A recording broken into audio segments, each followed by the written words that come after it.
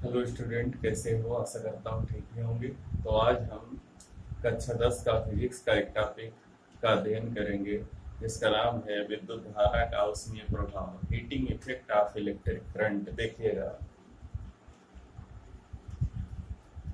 विद्युत धारा का ऊष्मीय प्रभाव, heating effect of electric current. Class 10 के फिजिक्स का एक टॉपिक है विद्युत धारा का ऊष्मीय प्रभाव। तो क्या हमने बताया था कि कोई चालक है, कोई तार होता है। तार को ही हम चालक सामान्य भाषा में कहते हैं, या जिसमें विद्युत धारा का प्रवाह होता है उसी को चालक कहा जाता है। तो चालक में मुक्त इलेक्ट्रॉन होते हैं। हमने इलेक्ट्रॉन मॉडल के आधार पर चालक अचालक दोनों की व्याख्या पढ़ा था। तो अगर चालक है तो इसमें मुक्त इलेक्ट्रॉन भारी संख्या में उपस्थित होंगे।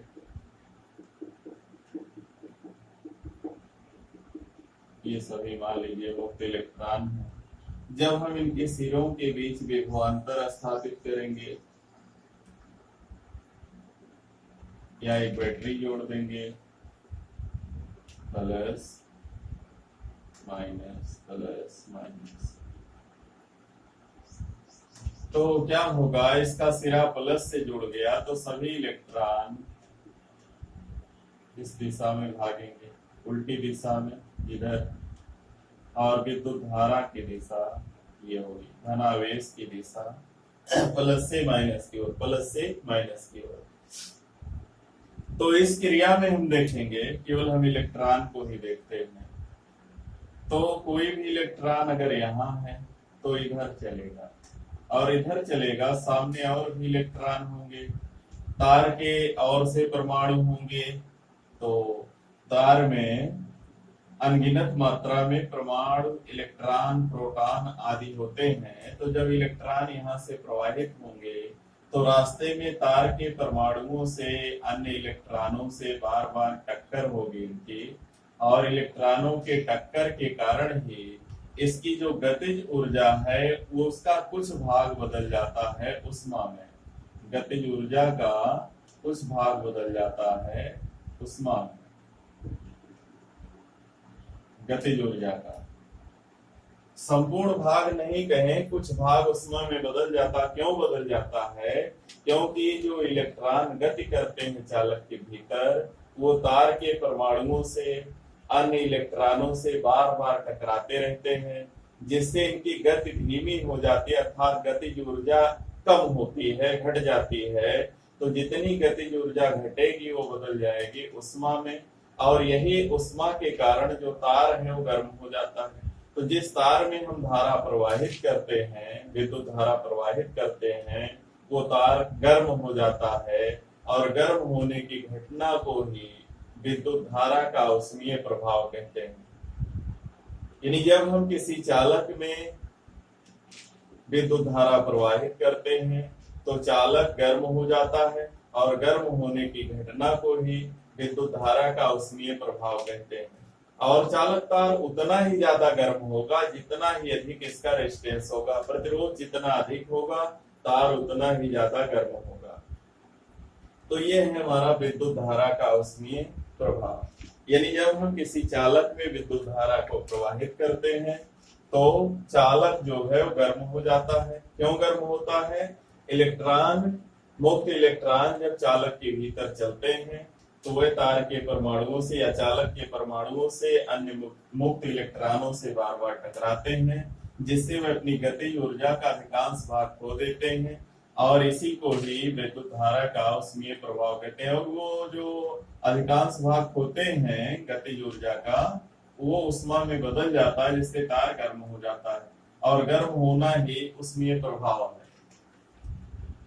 चलते हैं आगे। एक हमने क्लास 9th में कार्य और उष्मा की तुल्यता पढ़ा था। वह एक सूत्र मिला था, W बराबर जे क्यू। तो हमने कहा था कि जे क्या है? उष्मा का यांत्रिक तुल्यांक है, और क्यू उष्मा है।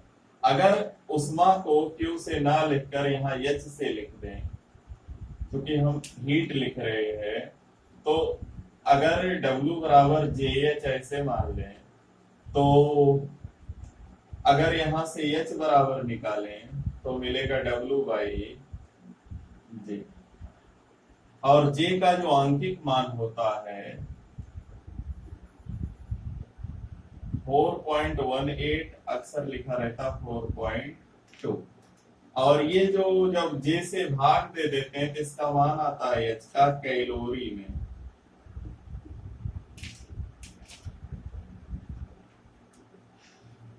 वैसे उष्मा का जो एसआई मात्रक है वो जूल ही है, लेकिन जब इसको J से भाग दे दिया जाता है बदल जाता है कैलोरी में। कभी कभी विकल्प में पूछा जाता है कि उष्मा का एसआई मात्रक क्या है, तो उष्मा का एसआई मात्रक जूल ही लिखेंगे, लेकिन यहाँ जब J से भाग दे देंगे तो हमको कैलोरी में मिलेगा W बाई 4.2 कैलोरी। तो हम इस सूत्र का प्रयोग करें, H बराबर W बाई 4.2 कैलोरी। उष्मा का सूत्र होता है H बराबर W बाई 4.2 कैलोरी। ये हमारा मुख्य सूत्र। अब कल हमने कुछ सूत्र पढ़ा था, विद्युत ऊर्जा में हमने पढ़ा था, सूत्र था W बराबर VIT, W बराबर VIT, ये हमने कल पढ़ा था। अगर यहां पर रख दिया जाए, H बराबर हो जाएगा VIT बाई 4.2 कैलोरी। ये हमारा दूसरा सूत्र हो जाएगा। मुख्य सूत्र ये है, लेकिन अगर W का मान VIT रख दें तो हमारा दूसरा जो फार्मूला मिल जाएगा ये मिल जाएगा। ठीक, और फिर W के और सूत्र मिले थे, या कहें W के हमने कई सूत्र कल निकाले थे, तो आज देखते हैं। VIT हो गया, एक V square T by R होता है, V square T by R। सूत्र W बराबर कल मिला था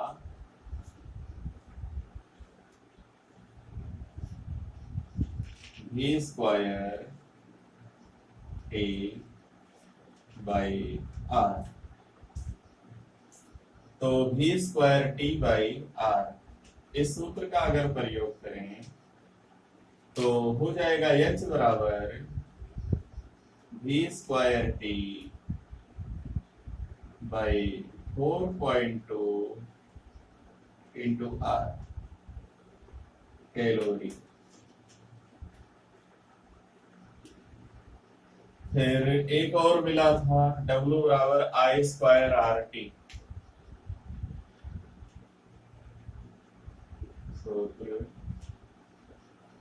W बराबर I स्क्वायर RT।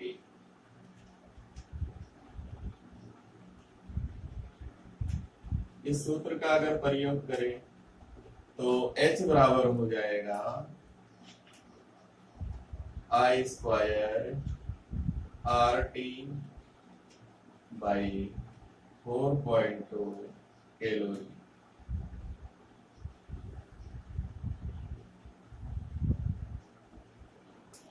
तो W के हमको 3 सूत्र मिले थे, और हमने यहाँ पर तीनों के मान एक बार VIT रख लिया, तो H बराबर VIT बाई 4.2 कैलोरी। दूसरा हो गया V square T by R मिला था, तो H बराबर V square T by R और बाई 4.2 या 4.2 इंटू R कैलोरी। अगर I स्क्वायर RT रखें W के स्थान पर तो मिलेगा H बराबर I square RT by 4.2 calorie. ये है विद्युत धारा के उष्मीय प्रभाव से संबंधित सूत्र। इसमें हमें विभवांतर धारा और समय मालूम होगा तो H निकालेंगे, इसमें विभवांतर, समय और प्रतिरोध मालूम होने पर एच निकालेंगे। और इसमें धारा, प्रतिरोध और समय, धारा, प्रतिरोध और समय के पदों में उष्मा का सूत्र है। तो इस विभिन्न जो पैरामीटर्स हैं इनके आधार पर दिए होने पर हम उत्पन्न उष्मा को आसानी से ज्ञात कर सकते हैं। अब एक बार पूछा गया बोर्ड में कि उष्मा उत्पादन से संबंधित जूल का नियम लिखिए। तो उष्मा उत्पादन से संबंधित जो जूल का नियम है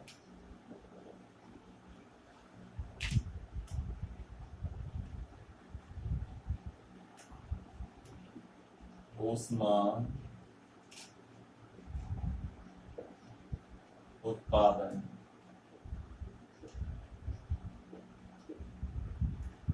से संबंधित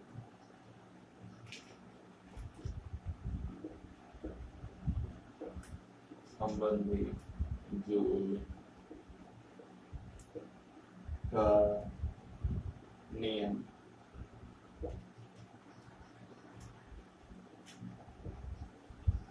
देखते हैं उष्मा उत्पादन से संबंधित जूल का नियम जो है कैसे लिखेंगे। ये सूत्र हमको याद रखना है। इसके लिए सूत्र है, जब किसी चालक में विद्युत धारा प्रवाहित की जाती है तो उत्पन्न उष्मा H बराबर I स्क्वायर नहीं V square T by R, V square T by R। इस सूत्र का प्रयोग करें और इस सूत्र से हमें यहाँ पर दिख रहा है कि जो H है वो समानुपाती होगा V स्क्वायर के, और H जो है वो समानुपाती होगा T के, और H जो है वो समानुपाती होगा 1/r के। ये तीन पार्ट हमको मिलेंगे।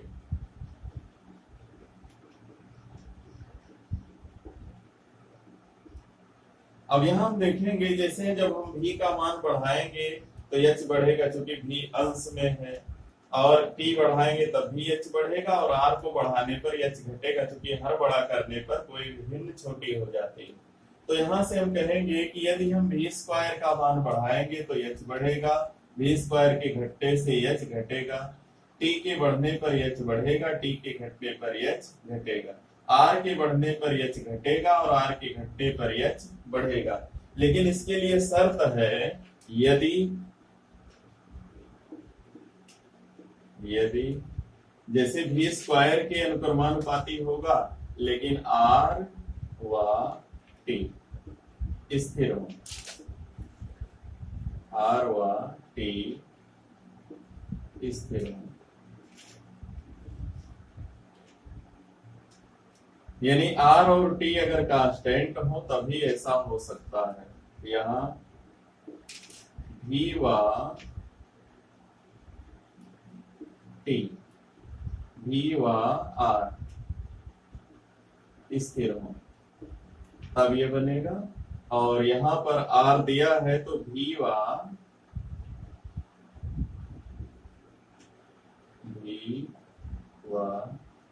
T स्थिर हो।